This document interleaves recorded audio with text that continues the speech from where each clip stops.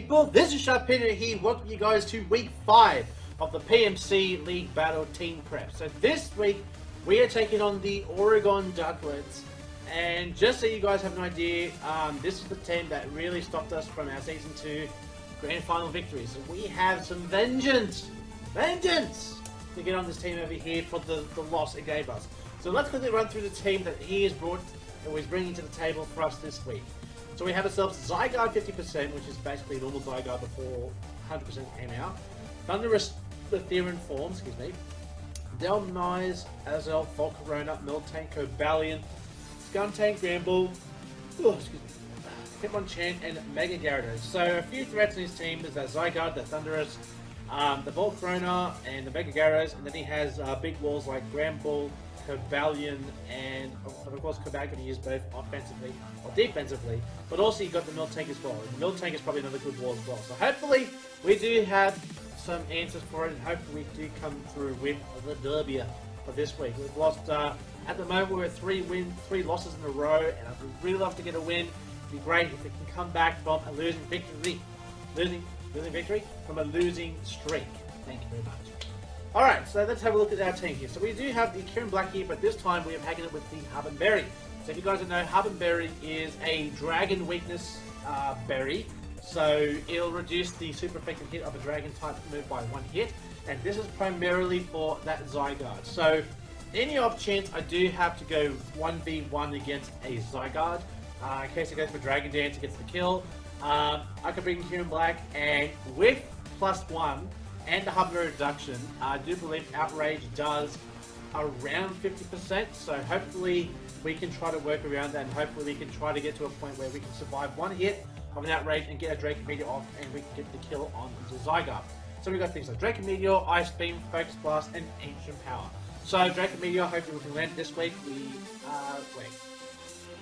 Not last week, what was I talking about? I'm thinking of another match. Anyways, Drake Meteor did in fact, sorry about that, guys. There was a bit of a connection error here, so we're just going through this thing for Kieran Black. So we've got Dragon Meteor, Ice Beam, Focus Blast, and Ancient Power. The only 2 moves I can really discuss is the Focus Blast and Ancient Power. The Focus Blast primarily there for the Miltank, and the Ancient Power is there for the Volcarona. So we do have a bit of HP investment just because a lot of the Pokemon in his team do outspeed Kieran Black. So this way we can definitely make sure that we can survive a hit and give a hit at the same time. So hopefully things work out for that. Next on the list that we have against this team is our Gardevoir, Mega Gardevoir, Hyper Voice, Psychic, Shadow Ball, and Will-O-Wisp. So Will-O-Wisp is more so to do 2 things: to damage over time and to cripple. So looking at his team here, he does have a few Pokemon that I am a little bit afraid of. So things like that Zygarde, we can try Will-O-Wisp on the off chance he goes for Dragon Dance. He thinks he's okay to set up, which probably would be an unsafe assumption considering Hyper Voice might blow it away. Just saying. You know, things like Cobalion, things like the Delmise, Hitmonchan, Mega Gyarados, even another one as well. But really, the things of this is really for things like, you know, Skuntank, for Cobalion, and yeah, that's pretty much it really. So hopefully things work out here. Hopefully we can at least land a Will-O-Wisp and possibly get ourselves some damage there. Next we've got on the list is Liepard with Normal Gem Unburdened. So we've got Knockoff, U-Turn, Fake Out, and Toxic. So Toxic is here primarily for, like I said, the store Pokemon. So things like the Miltank, things like the Gramble, Hitmonchan can be pretty bulky, I suppose. Even Delmise can be bulky as well. So I'm preparing for some things with Toxic. And maybe if he sees I have Toxic, he may think I'm Prankster, and maybe he might let his guard down. So that gives us an issue to go for that Normal Gem Fake Out, which we do need to do on things like Zygarde and Thunderous, some things that are incredibly fast. And this way we can guarantee we can scout the Scarves, which is something we should have done last week, but we didn't. And this week, hopefully we can make more use of it this week. Next on the list we have Wilma, the Mandibuzz, Rocky Helmet, Overcoat, Foul Play, Whirlwind, Deep by the Roost. So Whirlwind at this point, now we don't have any rock setups for this week, but Whirlwind is primarily here for 2 Pokemon. Number 1, the Zygarde, and number 2, the Thunderous. The Thunderous will have a potential that if it's on a Mandibuzz, it will always predict to swap out and go for a Nasty Plot. That's just how a Thunderous works. because they see that Wilma really can't do anything, and they'll go, great, this is a free turn Nasty Plot, boom, Walwi. So, really, the Thunderers, no, you're not going to be able to Nasty Plot the Mandibuzz, fuck off. I'm making sure that's not going to happen, and that's why the Whirlwind is here, just to counteract that. And then we got Foul Play for the Dragon Dance players that we can make Zygarde possibly pay for trying to set up in front of the Mandibuzz. Go figure. Plus, we're fully physically defensive, so we can take at least one fully defensive, or we can take one plus one outrage, and then dish out some foul plays to make up for it. So hopefully we can do that. Plus the defog is there to get rid of rocks, which really Miltank can put on it, Caballion can definitely put on it, and that's about it. And then Skuntank may want to go ahead and put a Toxic Spikes just in case we don't bring Nidoking, but we're bringing Nidoking, so that's not going to be an issue. Next on the list we're going to have is Milotic with the Saltfest competitive.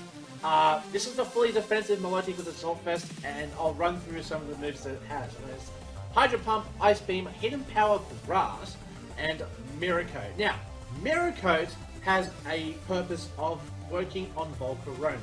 Now, Volcarona does have the potential stuff for Quiver Dance. However, I do know that once it starts turning Quiver Dance, Hydro Pump is going to lose a bit of its usefulness against it. So, what I've done is to prepare for a possible, Giga Drain or a Bug Buzz that is, pretty powerful, but because we're soft vested and max HP, should be able to take at least maybe a +2, maybe a +3, maybe even a +4. That's really stretching it from full HP, but you never know. We can go ahead and go for the Mirror Coat. And the Mirror Coat has a surprise factor, and the Hidden Power Grass is here for the Mega Gyarados is probably one of them, and that's pretty much it. I can't think of anything else for another move other than going for Hidden Power Grass. And then lastly, ladies and gentlemen, we have Blue Barney, the Nidoking, Choice Scarper. He's back in the field. Special attacking one this time, so we're going for Sludge Bomb, Earth Power, Ice Beam, and Flamethrower. So all the coverage, and we have just enough that we can outspeed a maximum speed Azelf. Oh, sorry, Azelf. I think Azelf is the fastest Pokemon in his team, if I'm not mistaken. But the thing we have to watch out for is the fact that a lot of Pokemon in his team are in fact, they're pretty fast, and hopefully we just don't mess around with things. So hopefully it's not max speed Choice Scarf, but hopefully with that extra investment of special attack, it's going to come back to bite us.